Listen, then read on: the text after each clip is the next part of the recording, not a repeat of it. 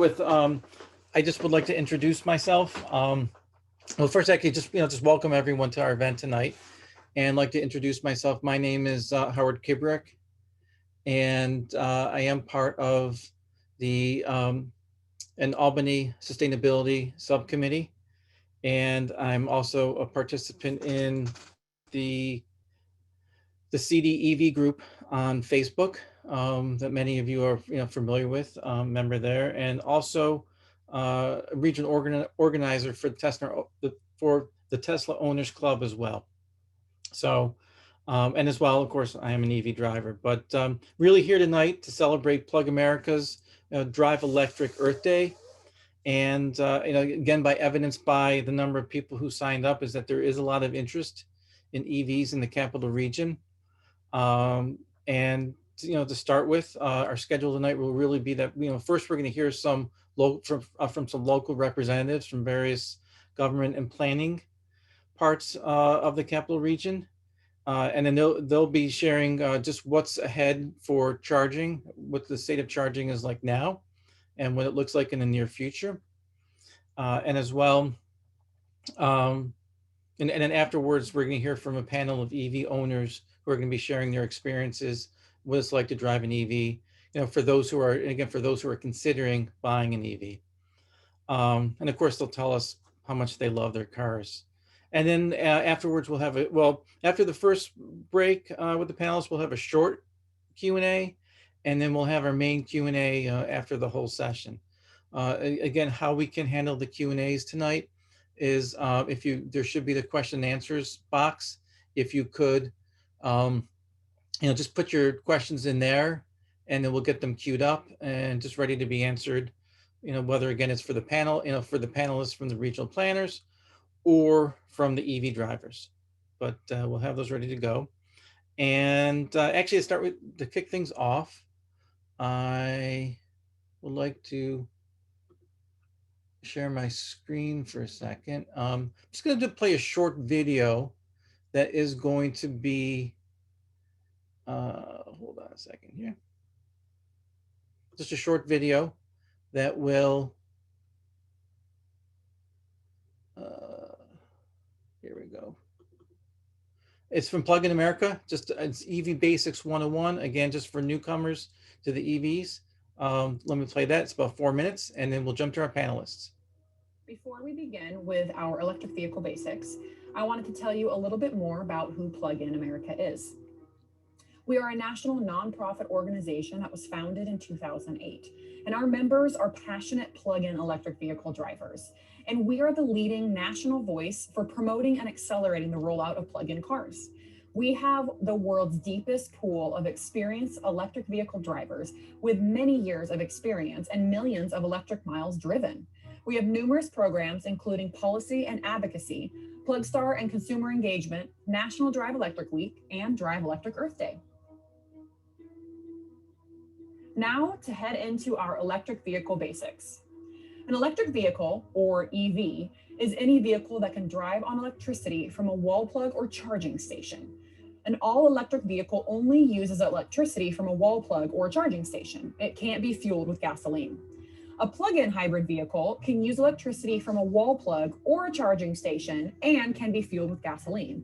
Generally, however, these have smaller batteries, which slows down charging speeds, and they can't use fast chargers, but they have a great total range because they use both fuels. We're now going to talk about the benefits of owning an electric vehicle. There are a lot. To start with, they are more affordable. When you consider the total cost of ownership, including purchases, rebates, fuel, and maintenance, most electric vehicles are cheaper than comparable gas vehicles. You can compare vehicles on plugstar.com. Another great benefit is they have better performance. EVs provide maximum torque from a standstill, so when you hit the accelerator, they go. Merging onto the freeway was never so much fun.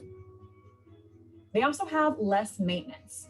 All electric vehicles have very few moving parts, so there is less to maintain. There's no spark plugs, carburetor, fuel pump, radiator, or transmission. And also, there's no oil changes. It's less pollution for the environment. Transportation is the biggest source of carbon pollution, and EVs produce much less or zero when fueled with clean, renewable energy. And no tailpipe equals no smog. Also, they are cheaper than gas vehicles. Charging at home is like buying gasoline for $1 or $1.50 a gallon, depending on your utility rates. There are numerous charging options for electric vehicles. For most people, over 90% of their charging happens while their car is parked at home overnight, kind of like your cell phone, or while at work, but there are lots of public charging stations for EVs as well. You can charge at home with level 1 charging, which is a standard wall plug, and that might meet your needs. If you drive a lot, you may need a level 2 charging station, which can be installed by a licensed electrician, and you can find one at plugstar.com. You can charge at work. If your workplace doesn't yet have charging stations, ask them to consider it. Utility incentives can often help with the cost, and other employees will thank you. You can also charge on the go. There are thousands of public level 2 and fast charge stations across America. You can use your navigation map or plugstar.com to find charging on the go. There are a few different charging levels. The charging level you use will depend on the time and distance you're driving and your specific needs. There's level 1, which is a standard wall plug and will charge 40 miles roughly overnight. Level 2 uses a 240 volt outlet and will charge about 25 miles per hour of charging. Then there are fast chargers. Those are public chargers, and you can go from 0% to 80% of your battery in 20 to 40 minutes. So that is a quick overview of electric vehicles and our 101 basics. If you wanted to reach out to Plug in America with any questions or additional topics that you wanted to learn about, here are some contact details and our websites that you can visit. Okay, so just a little overview here. And now on to our panelists here. Okay, let me just get them going here. So again, let's go back over the agenda for tonight. And here's our panelists that will be talking. First up is going to be Jacob Beeman. He's a transportation planner for the CDTC, the Capital District Transportation Committee. And next will be Heather Ipsen, who is the Innovation and Performance Specialist for the City of Schenectady. Steve Strickman, who's Commissioner of Planning and Development for Troy. Lucas Rogers, who's a Senior Policy Analyst for Albany County. And at the end is Jason West, who's the Energy Manager with the City of Albany. And he has some great announcements tonight as well for us. So Jacob, I'll turn it over to you. And sounds good, Howard. I think if you stop sharing your screen, yeah. I can... Well, hold on. Actually, hold on a second, folks. There we go. Okay. Lost my cursor. Okay. Alrighty, all yours.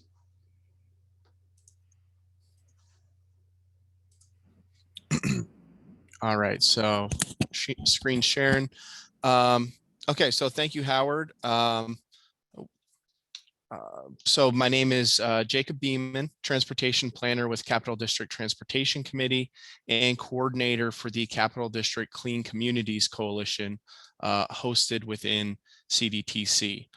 So real quickly, just wanted to kind of touch on what the Clean Communities Coalition is and what is Clean Cities.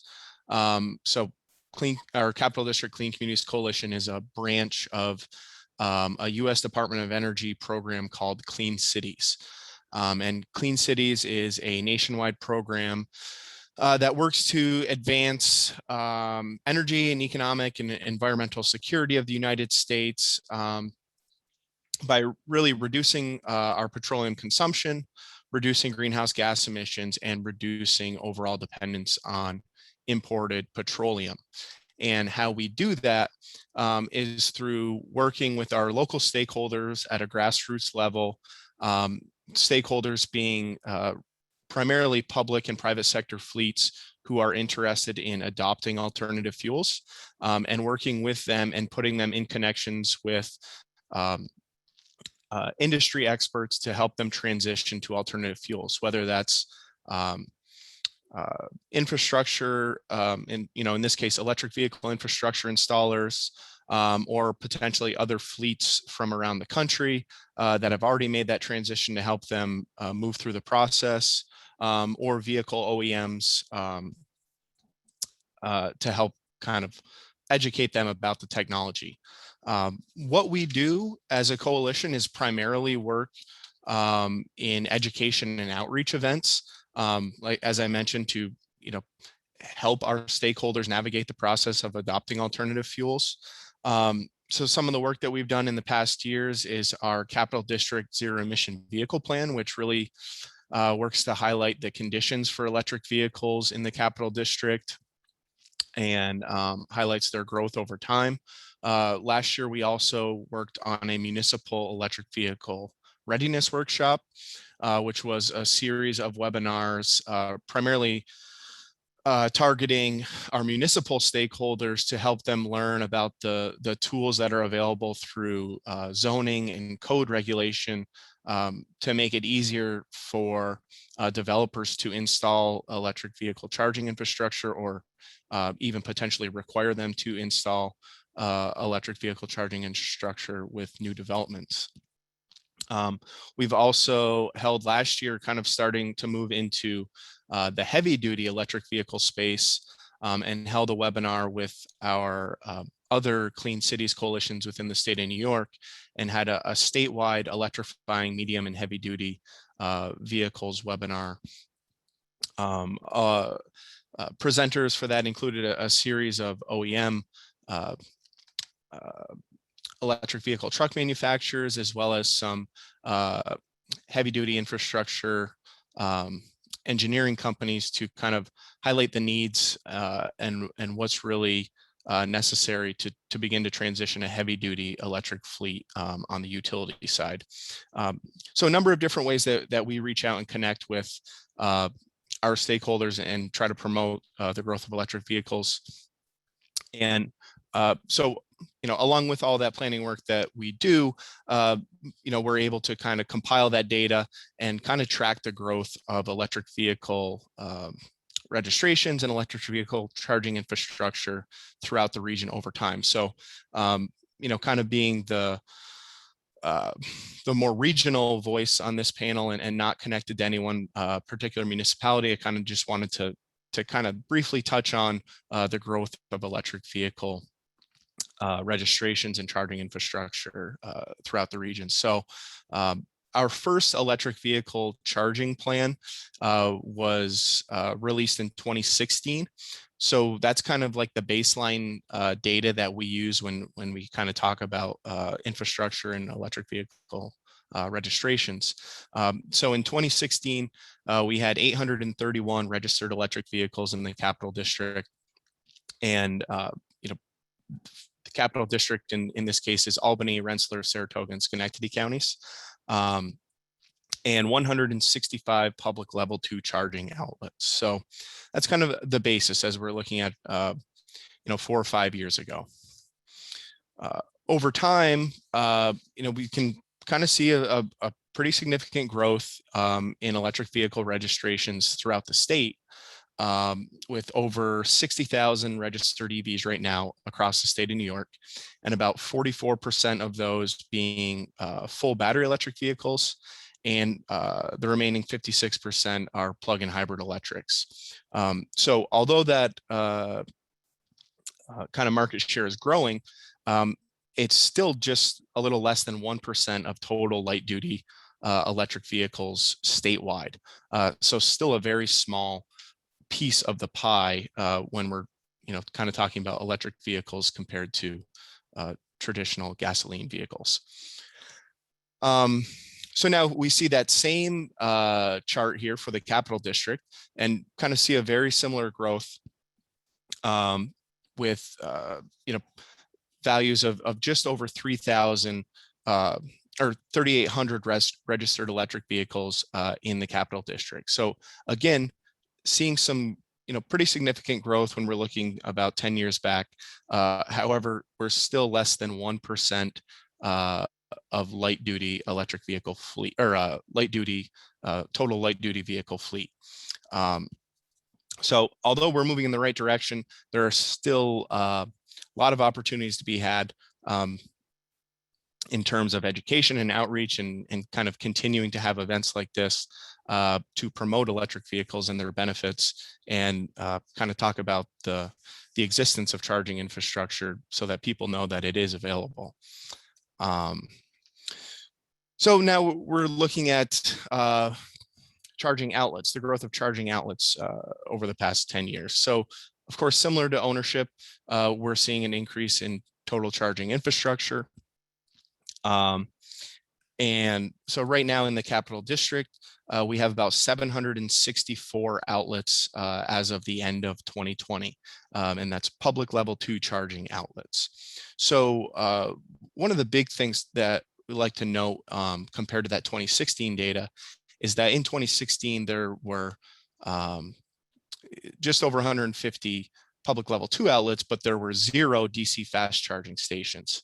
However, now we're looking at just over 40 DC fast charge stations in the region. About 20 of those are Tesla. So if we take those out, we're looking at about 20 non-Tesla DC fast charge stations. But really, it is that growth in DC fast charging that we see as kind of being the key to promoting that interregional and interstate travel that we kind of hear a lot in our discussions with folks. That is really kind of still that big barrier that's hindering a lot of people from maybe taking that commitment to electric vehicles. And I know there are a lot of great programs out there, and I think we're going to hear from some later that on the installation of DC fast charging. So, that's great as well. Really, to kind of wrap it up, we always like to just kind of talk about the readiness of the Capital District for electric vehicles.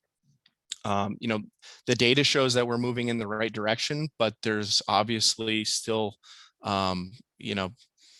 much more ground to cover in terms of transitioning to an electric vehicle fleet, and especially meeting statewide goals for what they would like to see in the next few years. But overall, we feel that the Capital District is a good region for electric vehicles.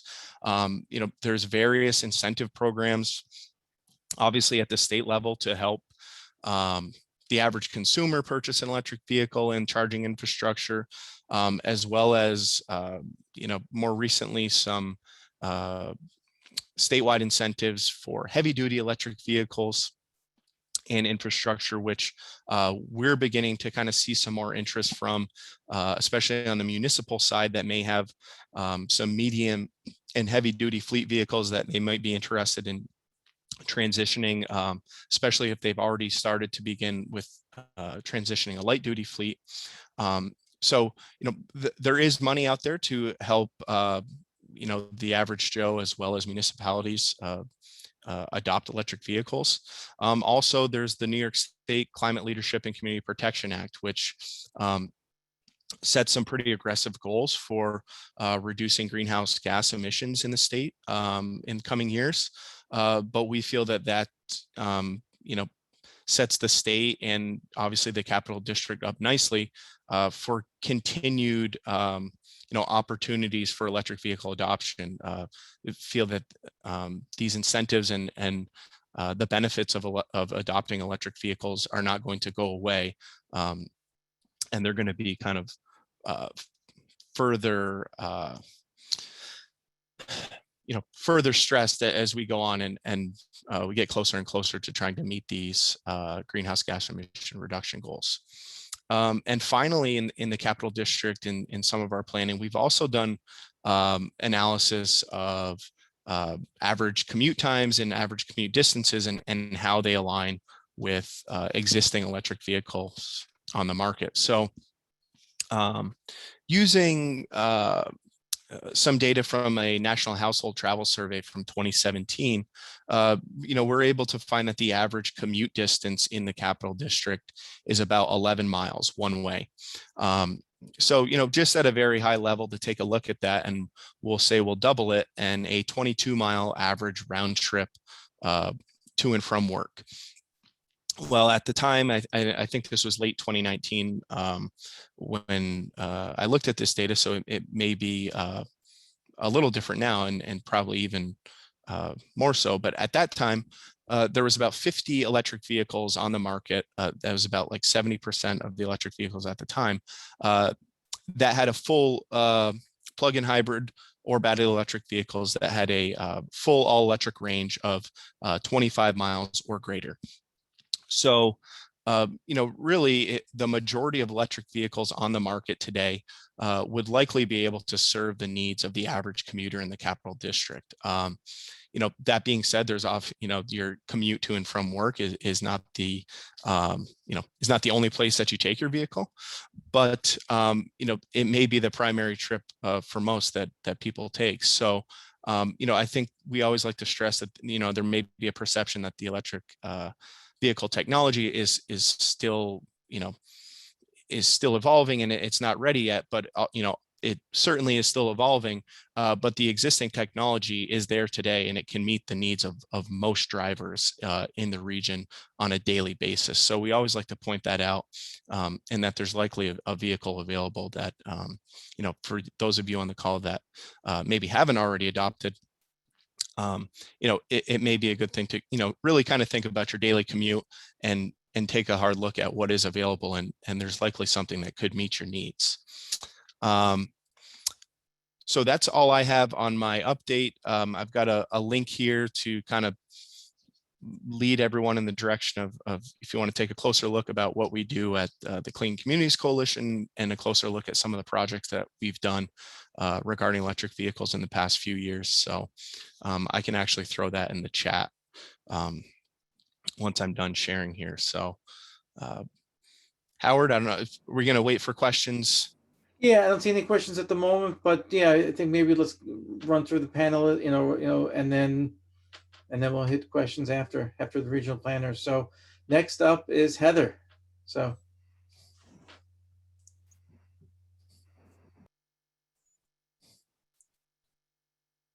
Okay, can you see my screen here? Okay, let me just get in presentation mode here. All right. There we go.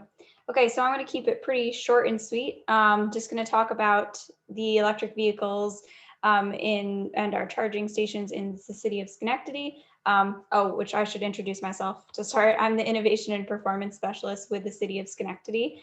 And I work on sustainability initiatives as well as data analysis and GIS mapping. So this is kind of actually a good combination of a couple of the hats I wear in this little presentation here.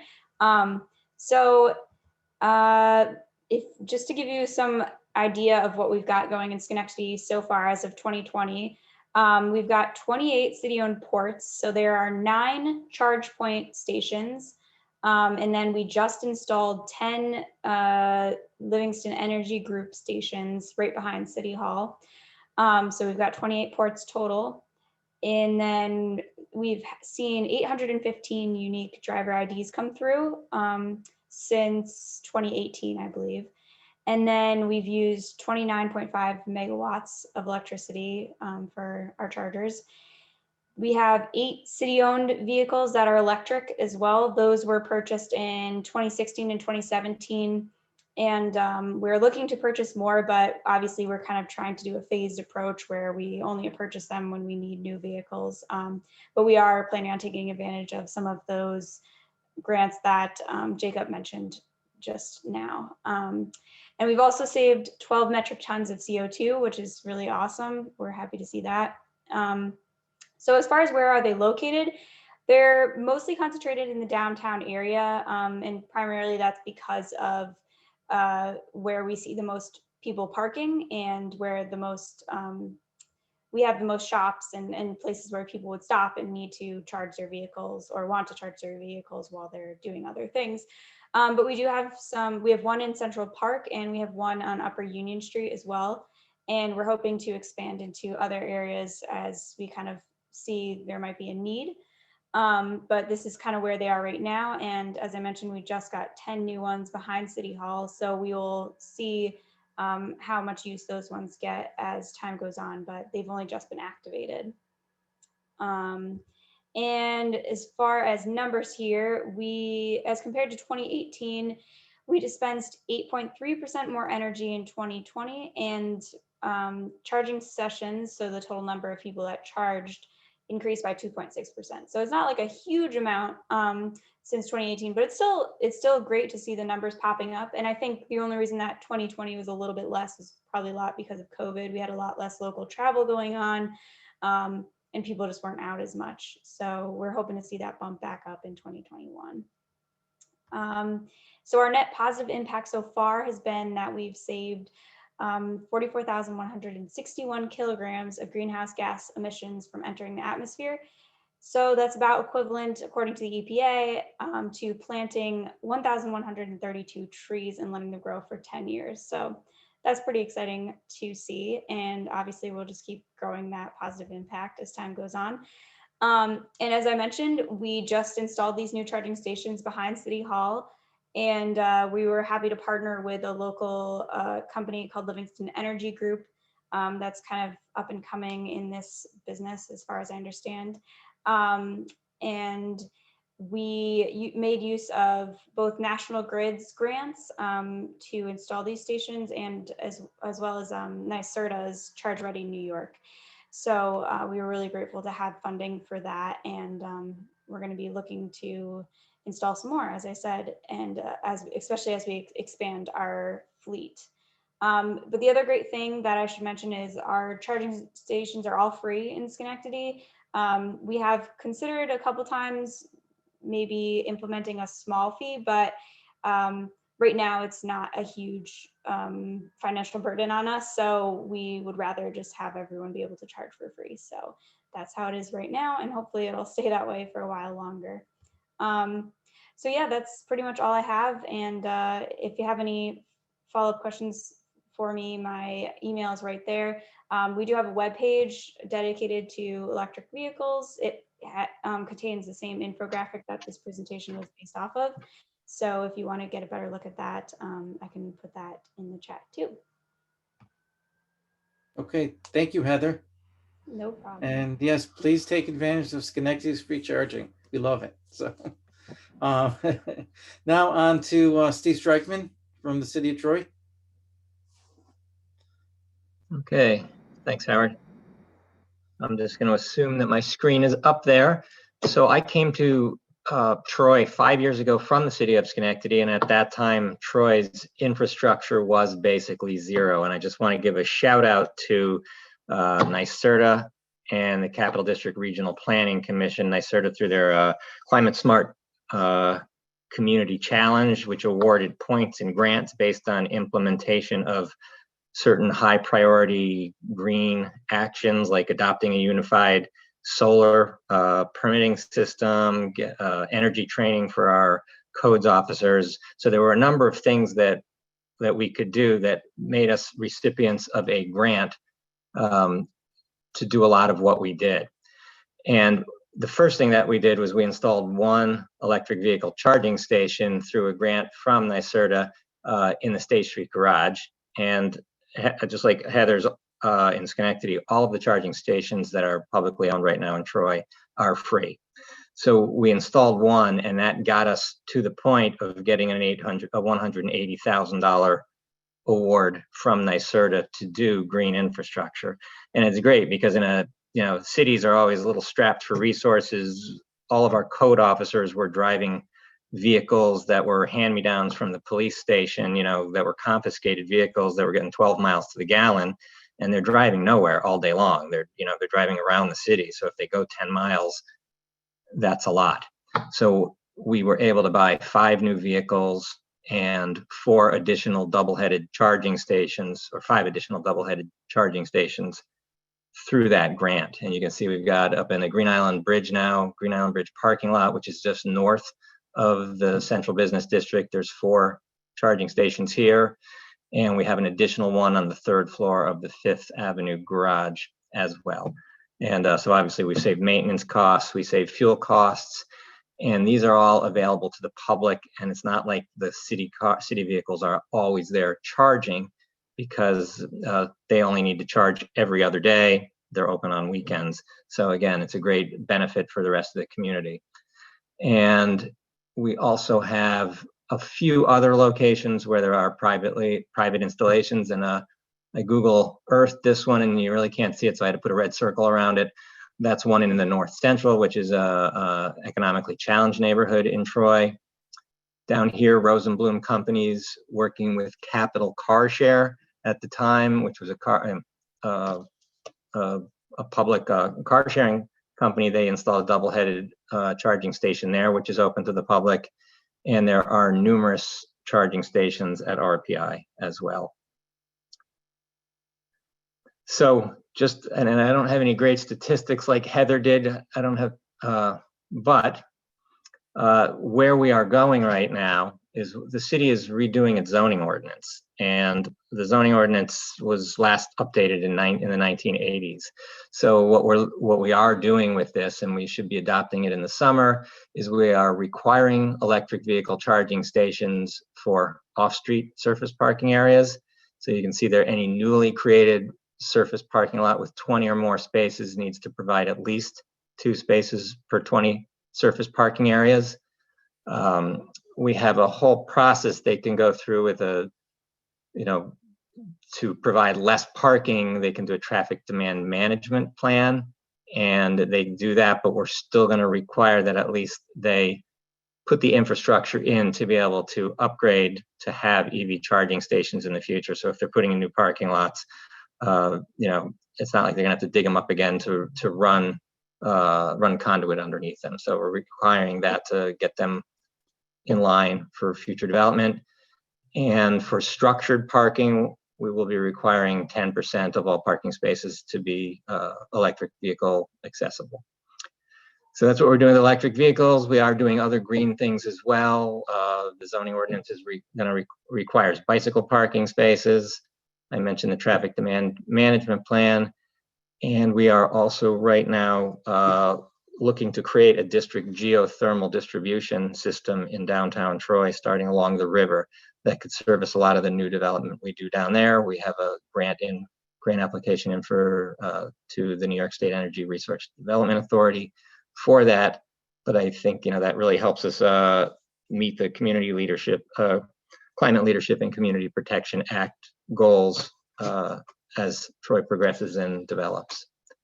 So that is my presentation, and I'll add in my email link for any questions in the chat. Okay, thank you, Steve.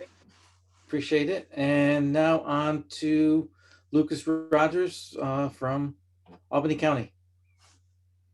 Thanks, Howie. As I get the screen share set up, I just want to thank you on behalf of the county executive for pulling this together. It's great to be here with you and all of our partners on the call. Let me start from beginning. So the county executive made pursuing the NYSERDA Clean Energy Communities program a priority, and we were able to utilize that to receive $280,000 in grant funding, which led to the launch of our Drive Electric initiative. What that entailed was 6 electric vehicles, all Chevy Bolts, which we've had very good experience with so far. Low maintenance, good distance, good range, and 8 charging stations, 4 public and 4 for the to power the fleet that we started implementing. Locations we looked at initially were sort of low-hanging fruit. The Times Union Center garage, which serves both a municipal use, but also obviously event traffic. Our county nursing home, and then the Bethlehem Slinglands trailhead of our rail trail, which I can say is by far I believe our most popular station.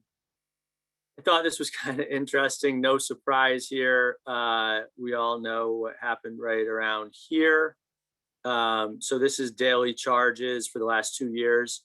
Obviously had quite a drop off as COVID-19 really grew in intensity, but we're starting to see it pick back up, which I think everybody is excited and optimistic about as we continue to move out of this.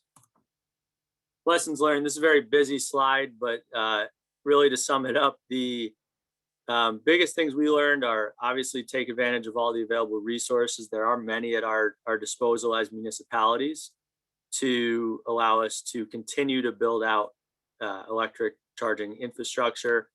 And for us, site work. So just you can see here the difference in installing the same number of stations at these two locations was a very different cost in terms of infrastructure. And so, you know, fortunately for us, it was grant funded, and there, you know, the Make Ready program that others have spoken about is a huge help.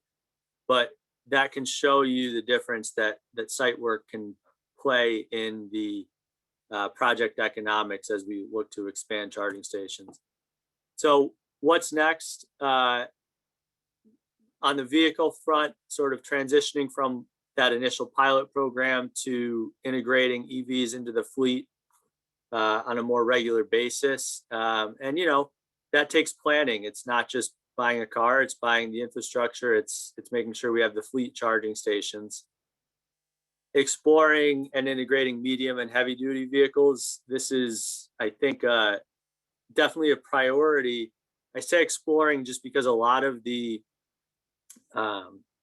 available medium and heavy duty vehicles that are coming onto the market, whether they be buses, sort of delivery vehicles, don't really align at this point with the county's heavy duty fleet, which is more plows and dump trucks and construction. So we're sort of anxiously watching that industry to see as the technology develops and costs come down. And last but certainly not least for this audience is additional public charging stations. I think our approach is slightly different just because of the nature of a county versus a town, city, or village, you know, relative to the other presenters, just in that, you know, we don't have a downtown per se as the county, or zone control over zoning. So we've been looking at it in terms of destinations for next steps, what county facilities, whether it's a county building or park, are people looking to visit, and how can we incentivize that and, you know, make it accessible for those with electric vehicles. And just challenges. I mentioned the site work a little bit. The Make Ready is great for public stations, and we will certainly be taking advantage of that.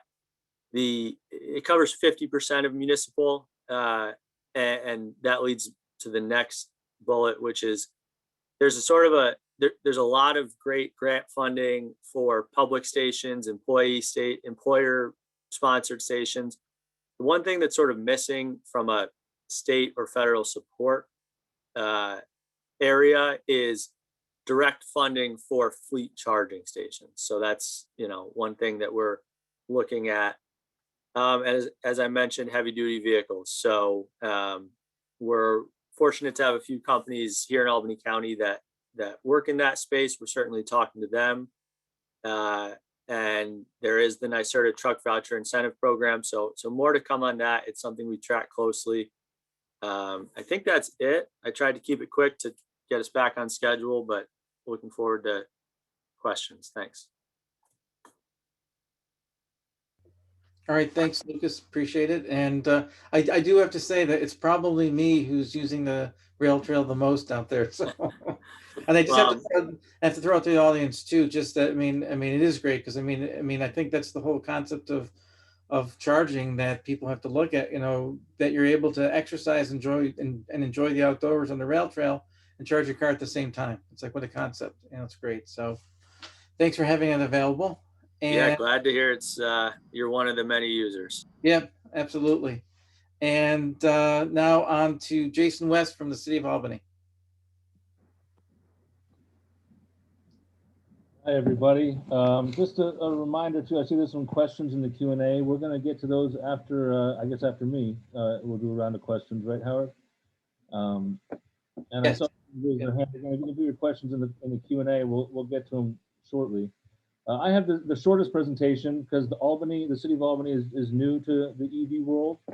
Obviously, there are EV chargers within the city limits. Our parking authority has been a leader in this. There are several fast chargers being installed with a partnership with NIPA.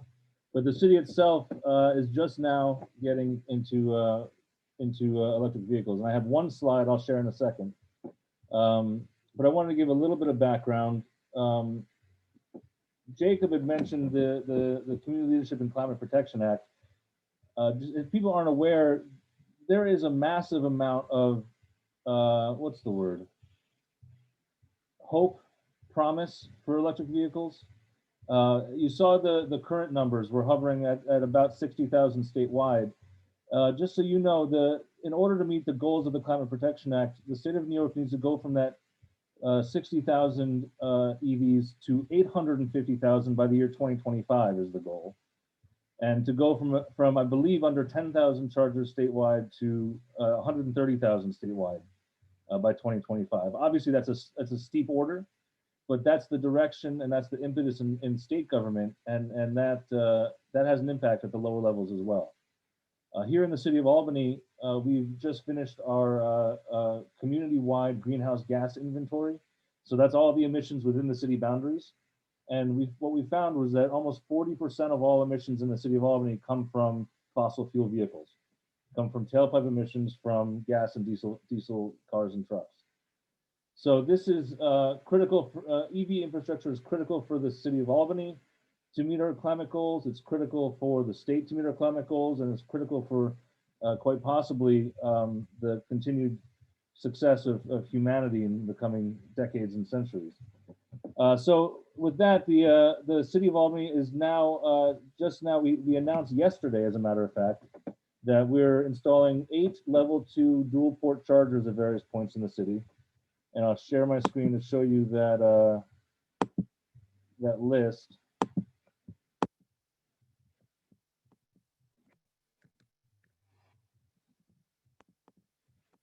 And here's our list of EV charging stations.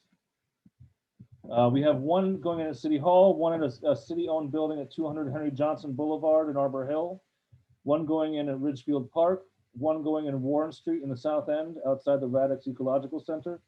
We're putting in 2 chargers right near the playground in Corning Preserve on the river, and 2 charging stations at Swinburne Park right near the ice rink in West Hill. So this is our start. This is our foundation that we're going to build on in coming years. We were able to do this thanks to funding from Make Ready Work funding from National Grid, as well as funding for the charging stations themselves from NYSERDA. So we're grateful to those 2 funding sources. And in terms of future plans, we aim to have these installed by June is the plan. We'll see how close we get, but aiming for early June. And as we do that, I'm working with a small group of people to decide where our phase 2 chargers go in, and the low-hanging fruit we have identified is in the city parks. We have over 40 city parks in the city of Albany. Not all of them have parking lots, so we're triaging which parks are best suited for EV charging stations, the ones with big enough parking lots to absorb both EV and fossil fuel vehicles. And after that, as Mayor Sheehan said at our press conference yesterday, we have to move into on-street parking with EV charging. Though you can imagine that's going to be a little bit more difficult than public areas like City Hall parking, City Hall or parking lots. When we get into places where parking is at a premium, like around Washington Square Park, some places downtown, it's going to be a difficult process with the community, with the neighborhood in those instances. But we'll get there, and we'll get there as more people adopt EVs, and the chicken and egg question of whether we have to install more chargers or have people buy more EVs becomes moot.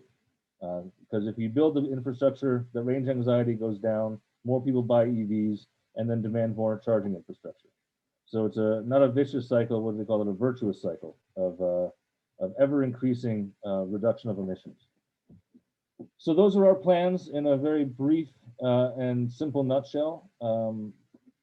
We're always open to suggestions, no promises that we'll not those suggestions, but I'm always curious to hear where EV drivers think that charging stations are the most needed.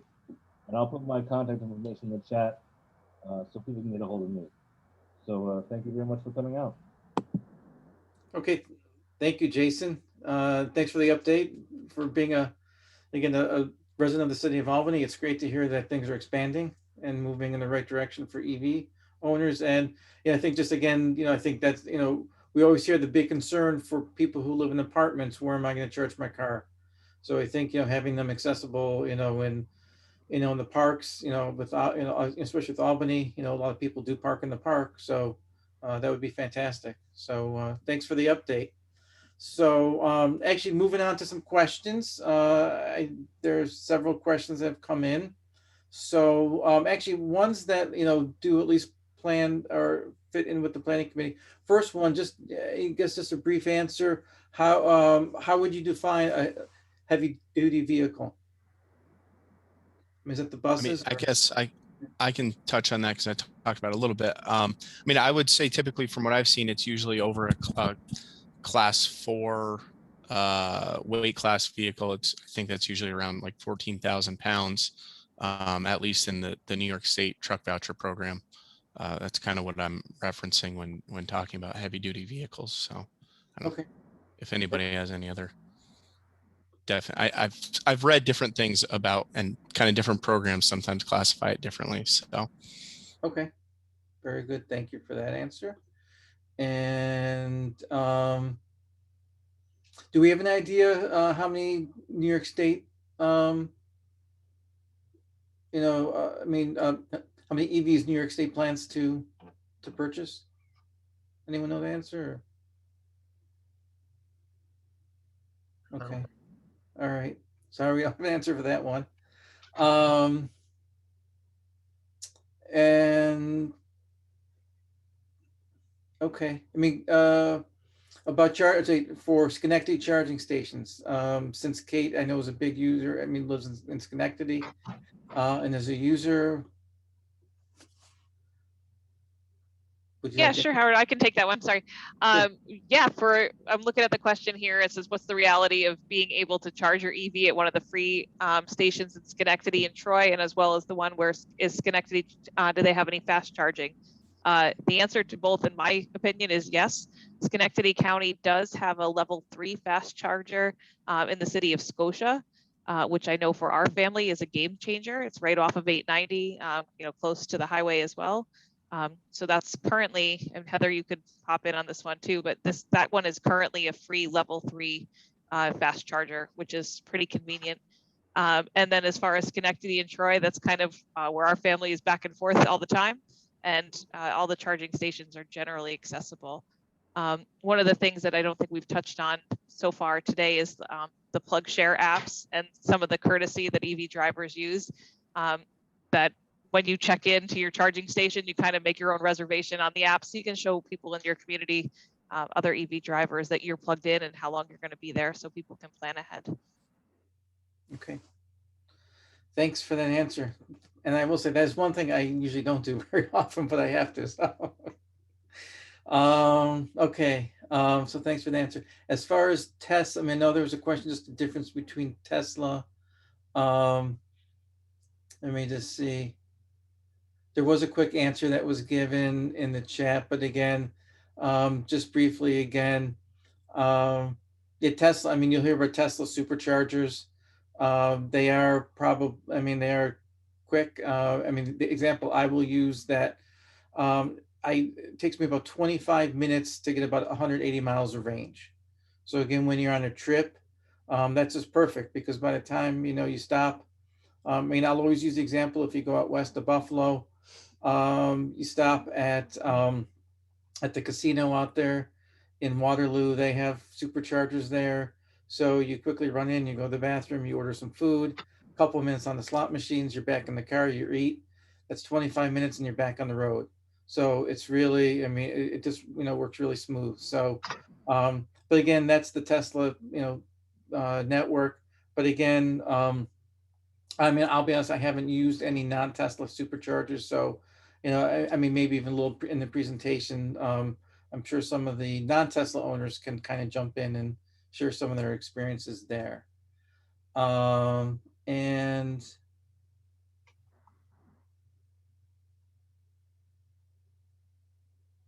well, again, level 2 and level 3. Level 2 is, I mean, you're going to get about 25 to 30 miles an hour in a level 2. So those are like some of the free ones, like the one I use at the county rail trail. I get about 29 miles in an hour. Level 3, that gives you much more. That's going to be um, so. Again, level 3 is going to give you the, I mean, as I just mentioned with Tesla, you get about 180 in 25 minutes. So it's just going to be much faster. And all righty. Kim's question about Teslas, I'll answer that a little bit. So there's a way.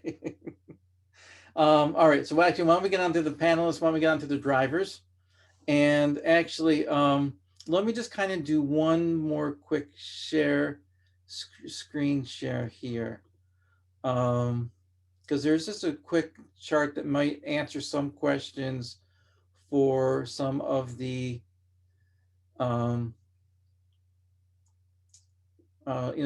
mean, for some who don't own an EV yet. But as you see, one of the, I mean, and after this event, I'll send some references out. One of the websites I like to go to is Inside EVs. They have a lot of great information. And basically, here's a list I just took from them. It's pretty current. It was updated April 9th. That lists, current models that are available, all electric, whether they're all-wheel drive, rear-wheel drive, the cost, the rebate, because again, you got to remember that there's a state rebate. There's also a federal rebate, and the battery size, the EPA range, your 0 to 60. For some, again, for some of us, that's very important. The top speed, your power, and then just some sort of comparison about what the EPA energy consumption is. So anyways, it's a great resource again, just to really kind of, see again what manufacturers have pure EVs out there, and as well too, to get back to the rebates as well, because I mean, we could kind of get into that, but I mean, I think just briefly, federally, GM and Tesla do not have any more rebate credits left. So it's the other manufacturers, but again, it does vary on the size and of your battery and the cost. So just here's a really good resource to use for that. So on to the owners panelists here. Hold on a second here. Why does this not want to? Okay, hold on. Okay, so first up is William Kruk, and William will talk about his. He drives a Chevy Spark, and I'll let you take it away, William, and share your experiences. All right. Hello, that's me. I'm William Crook. I'm 16, and I drive the 2014 Chevy Spark. That's this one. Sorry, it's clipping. I'm 16. I just got my driver's license, and this is the first car I've driven, and is so far the only type of car I've driven. I've so far only driven electric, and I gotta say, it's pretty amazing. The electric, this is the 2014 electric Spark. It's definitely a commuter car. It's not a luxury car, but that's perfectly fine because I'm driving to school, which is about 5 miles away, and this thing has an 80-mile range. So that's like a week plus of going to school if I don't want to charge it. Or conversely, I could just take a night, plug it in, and boom, full battery. Which, once again, that's basically all I need to do. But, say I want to go to the store, that's 10 miles away. Perfectly fine. All in all, this is perfect for me because I'm not doing too much. That's perfectly fine. Although I gotta say, it is an electric car, which means it's got a few extra benefits that I do enjoy. First of all, it accelerates really fast, which is great because I'm kind of new to driving and maybe I don't notice the light's green immediately. That's okay. It fixes the problem for me. Need to take a sharp turn that I'm not super experienced in. That's all right. This car, it's low to the ground. It can take that turn. This is great for correcting mistakes that I currently haven't had enough experience to just realize are mistakes yet.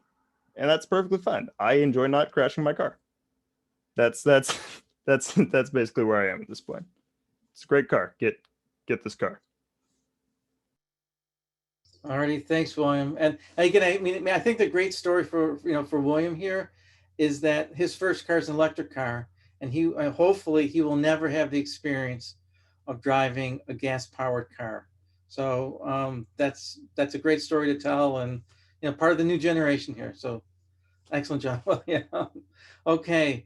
Well, Kate, did you want to say anything, or was that good? Or... I think that's great. I'm proud to have a new driver behind the wheel of an eco-friendly vehicle. When we picked up this car, William was 9. And the first time he got in it, he thought he was in a roller coaster, and he's like, "This is going to be my car." And it is. As a parent of a new driver, I think it's a reasonable, car to put them behind the wheel. It doesn't, as a mom, I know he can only get 80 miles before he needs to call me if something happens. And he doesn't have a job, so charging it at home is reasonably available to him. Versus, I remember having to work my butt off to get gas money back when I was his age. And it's great. It's nice it's interesting to see the dynamic with some of his friends and see the changes at school. He's the first kid at his school to drive an electric car. And it almost seems very normal. Our family we're 100% electric vehicles, and I hope that we can carry on this tradition with William. Excellent. That's right. So great job. Great job. So, all right, thanks. And when we move to Portia to talk about. Hi. How I came to be an EV driver, I guess. Yes. So I guess soon after the 2016 election, I became hyper aware of the climate crisis and started looking into how I could make changes in my life and also participate in, the political movement to make larger changes coming from the top. And so I did a couple of years of research on EVs. I had a spreadsheet with prices and range and all these things.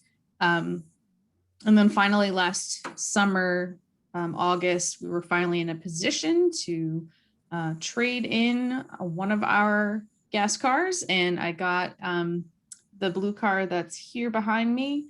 That is a Chevy Bolt 2020, and it is a lease.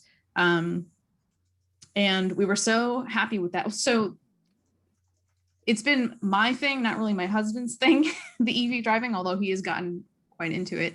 But at this point with COVID, when we got the first car, he was still commuting and I was not, so he got to drive this one.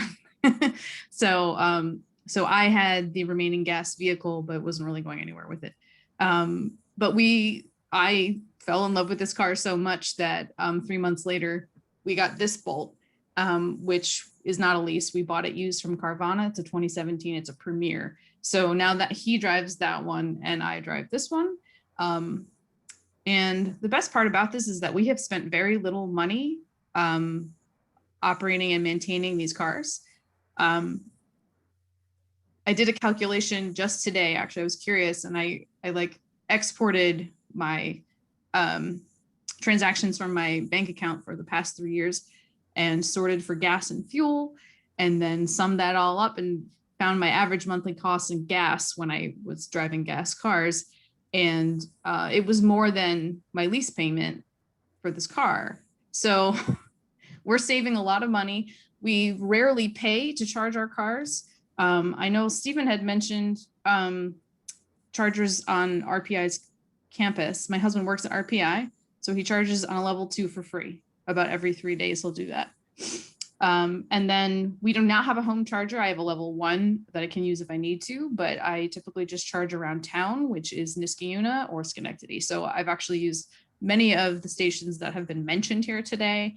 There's a charge point on Upper Union Street. I'll do that while I work at Storied Coffee, or the charge point at the other Storied Coffee in Scotia, where the fast charger is. I've used the City Hall charge point a lot when I go to J Street. So there's a lot there that has made it possible for me to charge for free almost 100% of the time. If I'm ever like in a bind or I need to have a full charge because I'm going on a longer trip, my husband and I will just switch cars for a day and he'll charge it at work and come and bring it back to me. So so it's great and I'm never going back.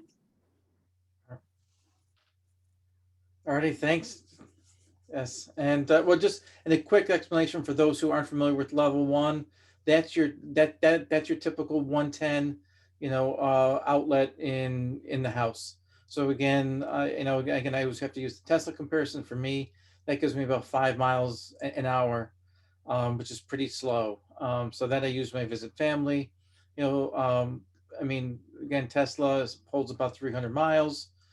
For like someone like William, for 80 miles, that's I mean that's all you need. So, but again, just to kind of let people know what level 1 is. All right, let me Lance. Let's hear from our first Tesla driver tonight. So. Hi, my name is Lance Wong. I have a 2018 Tesla Model 3. It's in the background here. So I think in the beginning, probably around 2015, I was shopping for another vehicle, and in a nutshell, I was shopping on the cheap. I didn't want to pay for gas anymore. I still have a truck, and I was paying $100 a month just to commute the shortest distance. So my initial motivation was just to stop paying for gas. And over time, I was following the industry around 2015 or so. Yeah, was the news of Tesla developing their Model 3. And they finally announced it in 2016. I think it was March. And by that time, I was pretty much sold on it, following it on the internet and stuff. So I was within the first hour that the website opened, I put my deposit down, and never had any regrets really. So I guess just to not to extend this out too long, I would say that the overall benefits of driving EV far outweigh any disadvantages that you can identify, and pretty much I would say all the disadvantages are very, very mitigatable. I mean the big things: range, battery, and just all of us getting used to this new paradigm of how a battery car works compared to, I mean, we're all used to years and years of driving gas cars, and this is a new thing. So so far it is far more beneficial in almost every aspect that I've been researching. So. Okay, thanks. No, thank you. And yeah, I've gotten to know Lance over the last couple of years by attending a lot of EV and Tesla groups as well. So yeah, we went to the first track day. The first track day, and a lot of car demos, which I'll talk about in a little bit too. So that's great. So well, thanks, Lance. And next up is Raman Morgan, and if you would like to talk about your cars, you have two. So I started my EV journey actually with a Ford Focus Electric back in 2018. I had a 2001 Toyota Prius, and it had some emissions issues. And I was at a point where I said I wanted to try something different. So I went ahead, I purchased the Focus from a individual buyer who was selling one, and I fell in love with electric from there. After a year of having that one, I wanted a car that had a little more range, like the Spark. The Focus had a range of about 72 miles. So I decided that I would go with the Ioniq. And I actually decided that I would go ahead and lease the Ioniq. And back in 2019, which is not too far away, Hyundai was having a great deal on the Ioniq for about $100 for the lease. So I took advantage of that. And that's what you see in the background, charging at the Western New York Welcome Center in Grand Island, New York. I have lived in the Capital District, but I actually am in Buffalo, New York.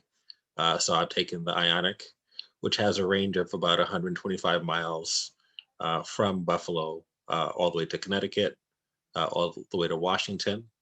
And I've used a charging station at the Walmart out there. And I've had a really great experience with the Ioniq. So that led me to purchase the Kona, which I just purchased recently. Leased the Kona, which I just purchased recently, as of March. And I'm loving that. I've only driven that probably about 1,600 miles. And I've done some long distance driving from Buffalo to New Jersey with that one.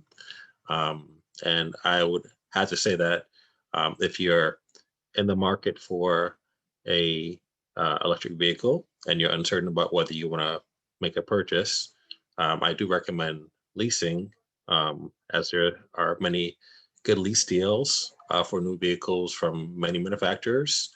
And it is a quick way if you have a short commute in order to get from destinations locally, just to get what you need to get done around town. Or if you need to do long distance driving, I'm having an option like the Kona available to take advantage of fast charging throughout New York State. So I've pretty much charged at many of the charging stations along the 90 East and West. And I've had good experiences with them.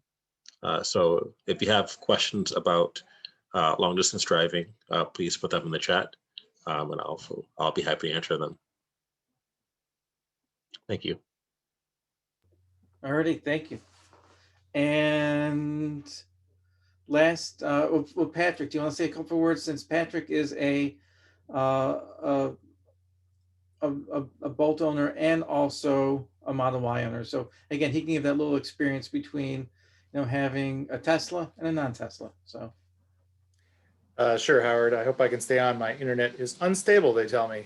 But I've been an EV owner since 2014. I started with the Nissan Leaf, which was an 80-mile range car, and which was fine with me, but not with my family. And but we had that for about 3.5, almost 4 years. And then we got the Bolt, which is a game changer because the mileage is so much more. And what I did do with the Leaf, I agree with the last speaker that we leased that because it was new technology. And then we discovered it was great technology. And another speaker said, I'll never go back. And it was only a couple months into that Leaf that we realized we would never go back. And at the same time, echoing someone else's for the first comments, we realized that our children would never drive a gas car because I was thinking recently, the technology, which we haven't really talked about, is so superior to a gas car that things like regenerative braking, just still after 7 years of owning an electric car, it just blows my mind that you do not waste when you accelerate from a stop sign to a stop sign, you don't waste as much energy because you're getting it back when you slow down to stop. So we had the Chevy Bolt for quite some time. And then my wife loved this Model Y with the all-wheel drive and realized that range anxiety was not a thing anymore. Somebody asked a question in the question just recently about how do you plan a trip? And people ask me that and they say, well, you can't go very far without having to stop. And the answer to that is you can't go very far without having to stop yourself to get something to eat or go to the bathroom or something, and you charge while you're doing that, and then you move on. We've taken recently, we've taken some trips deep into Pennsylvania and down to Washington and back, and it's just not an issue. So in thinking about this meeting tonight with the group and talking to new prospective owners, I just kept going back to the technology is such a superior item. I do question that young man, that 16-year-old boy who has a car. These things go really fast. So they might not, that spark might not go more than 80 miles. And I agree with that. You got to keep track of that, but they go very fast, and it's the technology. It's the same concept that in the winter, I never worry about these cars turning them on, because it's like a light switch. You never worry about turning your light switch on, and you never worry about starting your car in the winter because it's electric and it just turns on. So there's so many things about the technology and the fact that you have 106 less parts than a gas car that just stimulate me. Still, after 7 years of car ownership, of electric car ownership, I haven't driven anything but an electric car for 7 years, and I'm still as excited as the first month. So I'll stop, Howard, and let somebody else talk. But All right, no, thanks, Patrick. No, thanks for the insight. And yeah, I think one of the concepts for new owners that Patrick really referenced is this concept of regenerative braking, and it's fantastic because you're really just letting the accelerator do all the driving for you. I mean, you rarely hit the brakes, so it means that you can save on brakes and maybe not use your brakes or change them until like 80,000 miles. So, and at the same time too, when you're like, going downhill, you're actually creating more energy for your car. I mean, I've gone down some, from some of the local mountains. All of a sudden I'm adding on 2, 3, 5 miles to my range because I'm going downhill.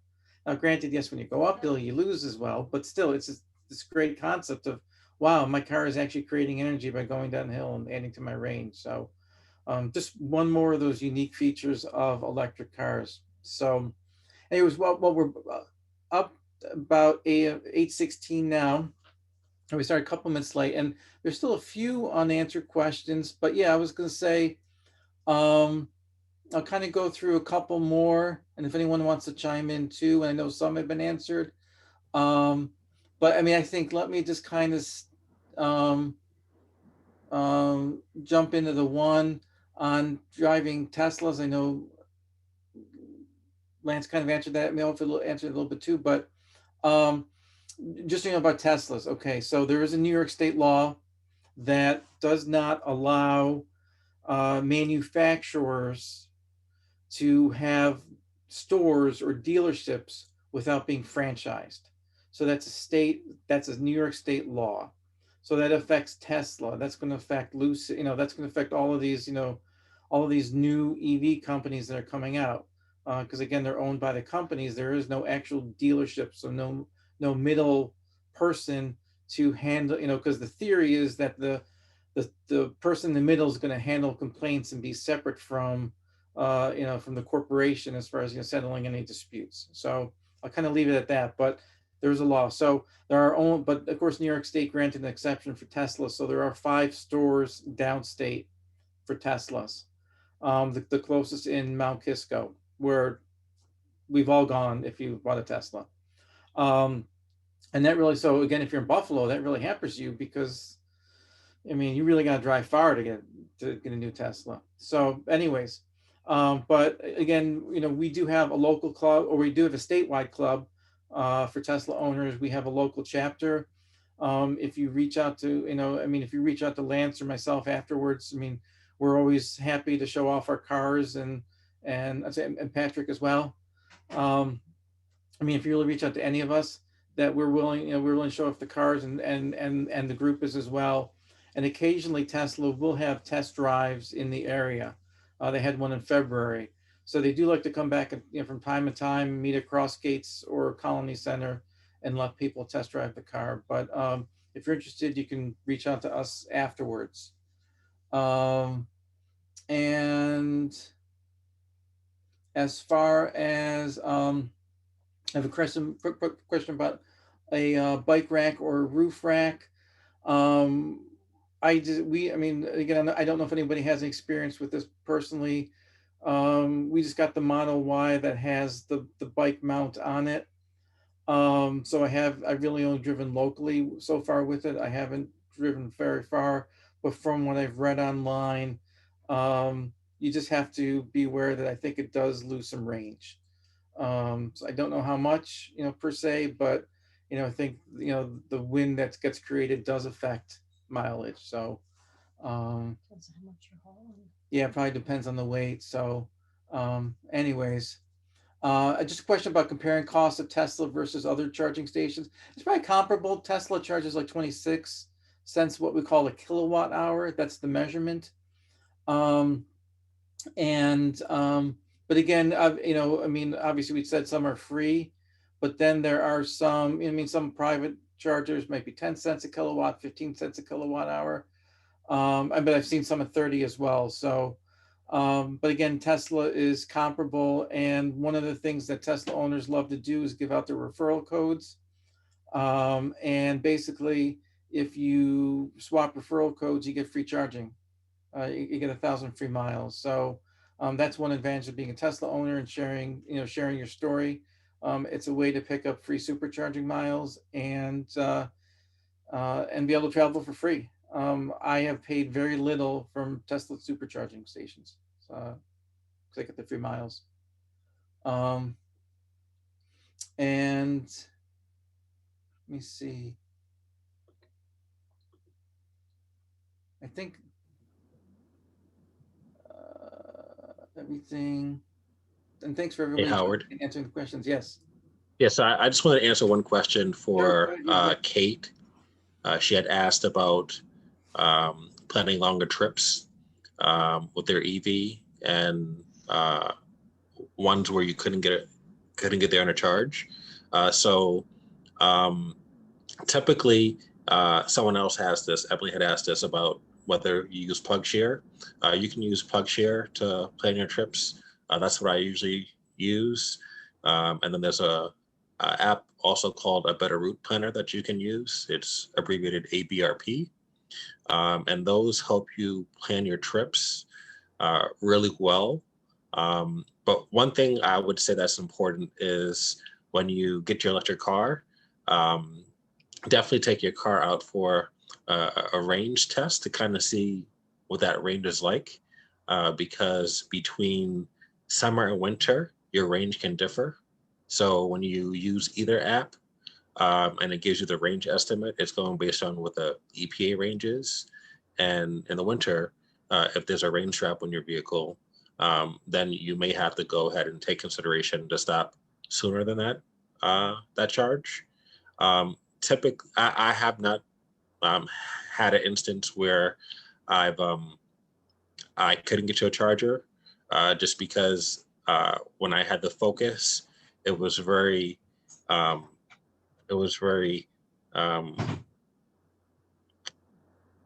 inaccurate about its range, which helped me in the Ionic and the Kona to really be better at driving and determine how far I could get to a station. So when I took my trip to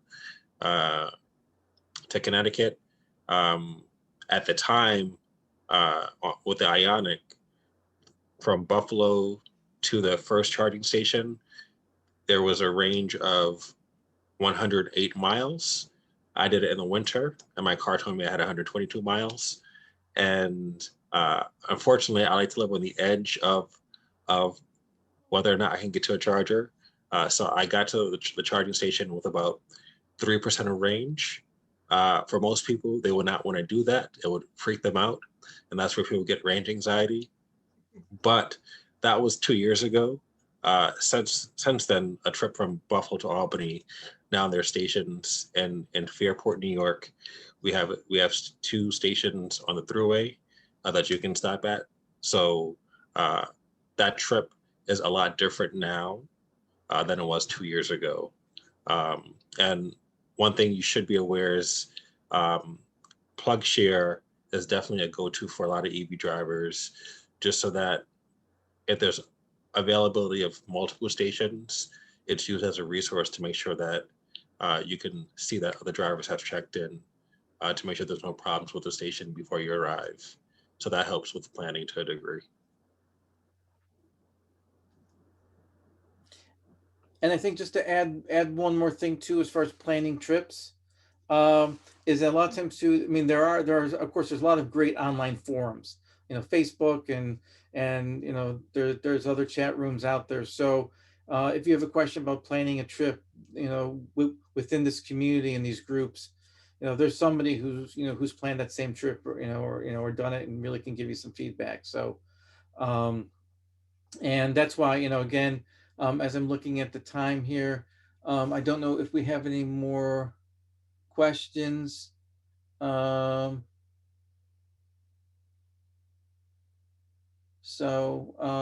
think hopefully we answered all the questions here. So again, I think just in closing, as far as, I mean, again, I just want to kind of plug again some of the local groups that we have in the capital region. The CDEV group on Facebook and the Tesla Owners Club of New York State. Like I said, we have, what's been great about those groups is that, you meet a lot of like-minded people, and we have some great events, ranging from social, we've met up at Guptill's and had some ice cream and showed off our cars, to doing some hiking. Sometimes we'll have a little parade, or we'll have a little parade on the way there too. So you might see 20 cars, Tesla cars on the highway together, or just the mix of all the EVs together. We've had baseball night at Joe Bruno Stadium. So there's a great community, and has its social aspect. And I think most importantly, we do a lot of shows and fairs as well. So we've done the Troy Farmers Market, we've done Delmar. Of course, last year was a bust, but I know that we are kicking off, some events going into this year. And I think to kind of lead in that, again, we had great response, a great turnout to this event tonight. And I think that hopefully with some of the, city and regional planners, that we can continue to have some, in some in-person events coming up where, again, us EV drivers can get together and then just show off to the public, just, again, really talk in person, to show off our cars and really say how great it is to drive an EV, because, for everyone who does drive one, we love it and there's no going back. So I know Portia has an event she wants to kind of, she does want to, promote and yeah, thanks for letting me plug this. I'm on the climate task force for the town of Niskayuna, and we're hosting an EV fair in person. This is Saturday, May 15th from 2 to 4 at the town hall. I know there are some people here who are going to be showing their cars, I think Lance. And so I would love to have a few more people who are drivers of EVs who would like to show their car, get in touch with me. I am on Facebook, easy to find. But also I need people to come and check us all out. So just wanted to let everyone know about that. Okay, thank you, Portia. So again, afterwards as well, feel free to feel free to contact me. I mean, I think through the web page. I will be following up as well with everybody with the resource page as well. Again, I should say, to really thank our sponsors, which is Plug in America. And as well, if you go on the webpage, there are a lot of sponsors that committed to this event nationwide. So, again, thank you to the regional planners. I don't know if anybody else has anything, that they would like to say, but, thank again to everybody regionally, talking about how we are expanding in the capital region, and as well to the drivers to really, again, share their love of driving EVs. And thanks again. Happy Earth Day on Thursday. We must celebrate. And hopefully I'll see everybody soon in an event coming up. So, all right. Thanks, everybody. Thanks, Howard. Take care, Good everybody. event. Take care. Yep, take care.